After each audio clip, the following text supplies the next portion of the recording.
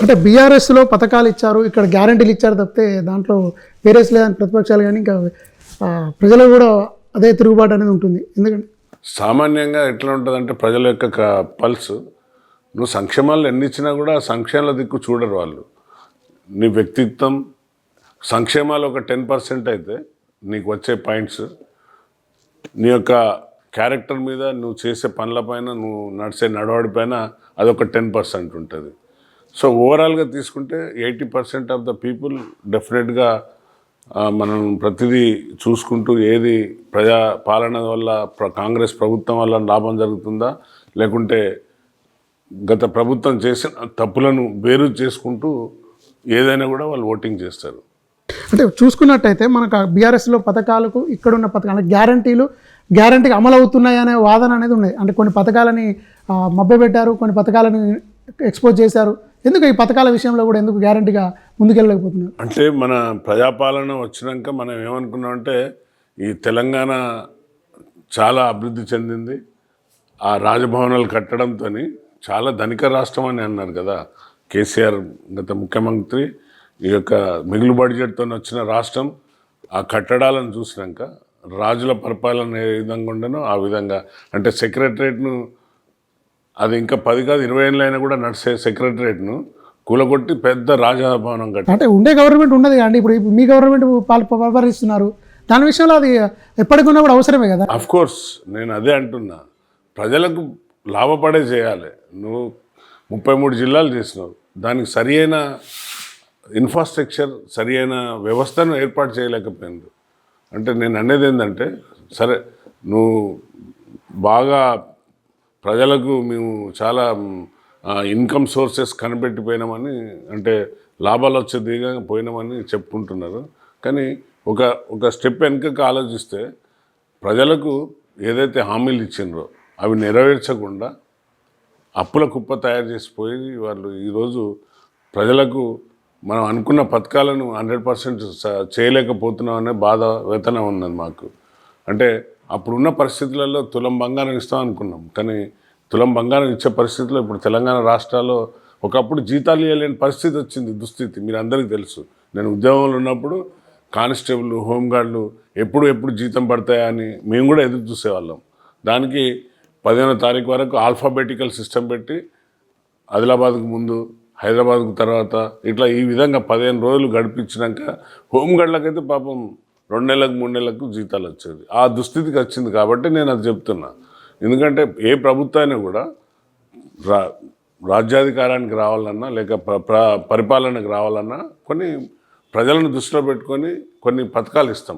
ఆ పథకాలను బేస్ చేసుకొని తెలంగాణ రాష్ట్రం సాధించిన బీఆర్ఎస్ రెండోసారి కూడా గవర్నమెంట్ సాధించింది. అదే పథకాలు, అదే ప్రజా ఆదరణతో అదే మార్పుకోవాలని కాంగ్రెస్ కోరుకున్నారు. కాంగ్రెస్లో కూడా ఇప్పటివరకు కూడా కాంగ్రెస్ ఒక స్పష్టత లేకుండా ఆ ప్రజాపాలన అంటే ఎలక్షన్స్ విధానాలను చూస్తుండేదంటే ఒక 2 సంవత్సరాల సమయం వృధా చేస్తున్నారు. ఎలక్షన్స్ విషయానికి వస్తే దూరంగా ఉంటున్నారు. ఎందుకంటారని? అలా కాదండి, ఇప్పుడు మీరు అడిగేది కరెక్టే. నేను అనేది ఏంటంటే ఈ 2 సంవత్సరాల లోపల మేము అనుకున్న పథకాల కంటే ఎక్కువ పని చేసుకుంటూ పోతున్నాం. ఏదైతే 6 గ్యారంటీలు అన్నామో, ఉచిత కరెంటు, ఉచిత బస్ ప్రయాణం, సీఎం రిలీఫ్ ఫండ్, అలాగే ఇందిరమ్మ ఇండ్లు, తర్వాత బోనస్, తర్వాత సిలిండర్, గ్యాస్ సిలిండర్లు 90% పబ్లిక్లో వెళ్ళిపోయినాయండి. ఏమైనా ఏదైతే బిలో ద ప్రావర్టీ లైన్ ఉన్న వాళ్ళకి ఎవరికైనా మిస్ అయితే వారు చేసిన కొన్ని అగ్రికల్చర్, ఇప్పుడు ఎగ్జాంపుల్ తీసుకుందాం, 2 లక్షల రుణమాఫీ అన్నాం, కుటుంబానికి ఒకటి ఇస్తా అన్నాం, ఇచ్చిండ్రు. అందులో కొందరు తప్పిదాల వల్ల వాళ్ళకు Aadhaar card, bank account miss match అయ్యి లేక బ్యాంక్లో ఏదో పొరపాట్లతోని 90% అందరికి వచ్చింది, ఇంకొక 10% పెండింగ్ ఉన్నాయి. అందులో మీకు అది ఇంకా స్టిల్ ఇన్ అబ్జర్వేషన్, ఏది సరిచేసి ఇవ్వవలసిన బాధ్యత ఉన్నది ఇస్తారు. అలాగే మీకు ఉచిత బస్ ప్రయాణం అన్నాం. మహిళలు ఈరోజు తులం బంగారం మనం కంపేర్ చేసుకుంటే 200 కరెంటు, ఉచిత కరెంట్ ఇచ్చినాం, బస్ ప్రయాణం, ఉచిత బస్ ప్రయాణం ఇచ్చినాం, ఇందిరమ్మ ఇల్లు ఇచ్చినాం, సన్న బియ్యానికి బోనస్ ఇచ్చినాం, తర్వాత రేషన్ కార్డులు ఇచ్చినాం. ఒక మహిళ చెప్పింది, చాలా గొప్పగా చెప్పింది, ఆమె ఆలోచన విధానానికి నేను హ్యాట్స్ అప్. ఎందుకంటే తులం బంగారం కంటే ఎక్కువ ప్రభుత్వం చేస్తుంది. ఇవన్నీ మనం పొదుపు చేసుకుంటే తులం బంగారం ఏంది 2 తులాలు బంగారం కొనుక్కోవచ్చు. అంటే ఒక మహిళ రోజు బస్ ప్రయాణం చేస్తే నెలకు లెక్కేసుకున్నా, లేకుంటే ఒక మహిళకు 200 యూనిట్ కరెంటు ఉచితంగా వచ్చినా, ఒక 500 గ్యాస్ బండ్ వచ్చినా, సన్నబియ్యం వచ్చినా, లేక ఇంకేది తీసుకున్నా కూడా వాళ్ళన్నీ కూడా క్యాల్కులేషన్ చేసుకుంటే తులం బంగారం కంటే ఎక్కువనే వస్తుంది మాకని ఆమె ఉదాహరణ చెప్పింది. పథకాల విషయాలకు వస్తే కూడా పథకాల పేర్పులు మార్పులు అంటే ఇందిరమ్మ రాజ్యం రావాలని చెప్పి ఇందిరమ్మ ఇళ్ళని ప్రమోట్ చేయడం, మిగతా పథకాలు అంటే రైతే రాజన్న నినాదానికి ఒక సున్నా పెట్టడం, అంటే అది ఆ తరహాలో కాంగ్రెస్ ప్రభుత్వం పాలన చేస్తుంది అంటున్నారు. ఇప్పుడు నేను మీకు అదే గుర్తు చేయదలుచుకున్నాను. ఇప్పుడు గత ప్రభుత్వం బీఆర్ఎస్ ప్రభుత్వం ఏం చేసింది? 3 ఎకరాల భూమి దళితునికి ఇస్తా అన్నది, కేజీ టు పీజీ ఇస్తా అన్నది, తర్వాత దళితుని ముఖ్యమంత్రి చేస్తా అన్నది, తర్వాత ఇంటికి ఒక ఉద్యోగం అని మనం వచ్చిందే నీళ్లు నిధులు నియామకాలు అనే దానిపైన తెచ్చిన వాళ్ళు ఏం చేసిండ్రు? ఏదో అట్లా ఐవాష్గా కొన్ని పథకాలు ఇచ్చి మేము గొప్పగా చేసినామని చెప్పిండ్రు. రెండోసారి కూడా అదే మభ్యపెట్టి మేము మళ్ళీ చేస్తామని చెప్పి రెండోసారి కూడా ఇప్పుడే పిల్ల తెలంగాణ ఇప్పుడిప్పుడే నడకలు నేర్చుకుంటుందని డైలాగులు కొట్టిన రెండోసారి ప్రజలను నమ్మించి ఏం చేసిండ్రండి? మొత్తం రాష్ట్రాన్ని అంతా అప్పుల కుప్ప చేసి ఒకటే వాళ్ళది ఏది చేసినా స్కామ్సే ఉన్నాయి కదా. గొర్రెల స్కామ్ అని అంటే ఎడ్యుకేషన్ పైన ఫోకస్ చేయకుండా ఎంతసేపు బర్రెలోడు నడుపుకోవాలి, గొర్రెలోడే కాయాలి, లేక దళితులు అదే చెప్పుల దుకాణం చెప్పులు కుట్టుకోవాలి, లేకుంటే చేపలే పట్టుకోవాలి అని ఈ విధంగా ఎండ్ల చూసినా స్కామ్స్ అయినాయి. వాళ్ళందరూ అధికారులను చూడండి, ఇప్పుడు అందరు జైల్లో మగ్గుతున్నారు. అందులో ఎవరెవరైతే సెక్టార్లో పనిచేసిండ్రో ఆ సెక్టార్లో ఉన్న అధికారులందరూ వాళ్ళ జైల్లో ఉన్నారు. మీరు కాళేశ్వరం తీసుకుంటే అక్కడ పనిచేసిన ఎవరైతే చీఫ్ ఇంజనీర్ ఉన్నారో అతనే కొన్ని కోట్ల రూపాయలు అతని దగ్గర దొరికినాయి. దీన్ని బట్టి మీరు అంచనా వేయండి ఈ తెలంగాణ రాష్ట్రాన్ని.